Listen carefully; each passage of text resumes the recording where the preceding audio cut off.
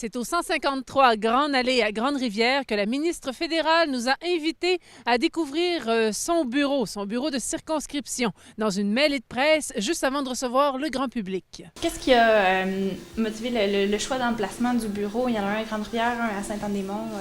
Bien, pour moi, ce qui était important, c'était d'être un petit peu dans le milieu du territoire pour le secteur des pêches, parce que les pêches, avec le ministère des Pêches et Océans, c'est important au niveau du gouvernement fédéral.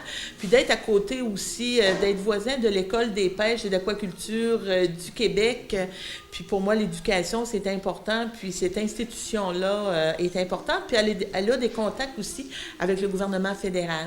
Fait que je trouvais que Gaspé, Grande-Rivière, pour moi, là, c'était l'idéal. Puis c'est aussi, c'est un petit peu plus près de mon domicile. Donc, ça m'évite de faire du voyagement parce que je voyage déjà beaucoup.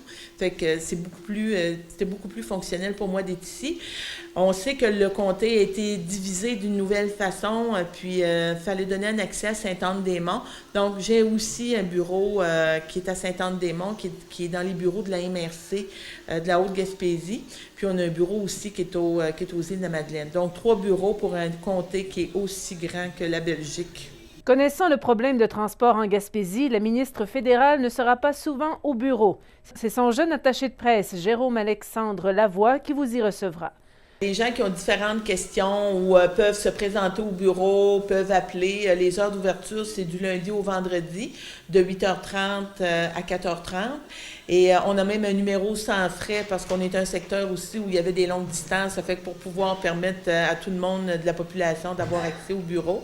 Fait que concernant, que ce soit des dossiers concernant l'assurance-emploi, des dossiers de transport, tout ce qui concerne le fédéral au niveau de l'Agence du revenu du Canada, l'immigration, fait que ça va nous faire plaisir. Puis les différents programmes d'aide, que ce soit DEC Canada, ça fait que les gens qui ont besoin d'informations peuvent appeler, puis ça va nous faire plaisir de leur donner les réponses. Ce point de presse a permis aux journalistes locaux de s'informer sur tant d'autres sujets portés à Ottawa d'intérêts régionaux.